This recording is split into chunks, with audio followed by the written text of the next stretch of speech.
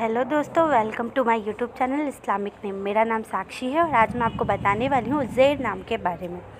उज़ैर नाम लड़कों के लिए इस्तेमाल किया जाता है। उज़ैर नाम एक इस्लामिक नाम है और अरबी ज़ुबान से लिया गया है। उज़ैर नाम का मतलब होता है द बाइबल इज़रा is the English language equivalent, मतलब बाइबल इज़रा अंग्रेजी भाषा का समकक्ष है। बात करें इनके लकी नंबर की तो इनका लकी नंबर है 8।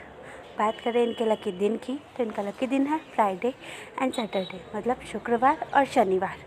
और बात करें इनके लकी कलर की तो इनका लकी कलर है ब्लू, वायलेट एंड ब्लैक, मतलब नीला, बैगनी और काला। और बात करें इनके लकी स्टोन की तो इनका लकी स्टोन है एमेथिस्ट। एमेथिस्ट का मतलब होता है जम्बूमणि। एमेथिस्ट जामुनी रंग का काफ़ी सुंदर और चमकीला रत्न होता है।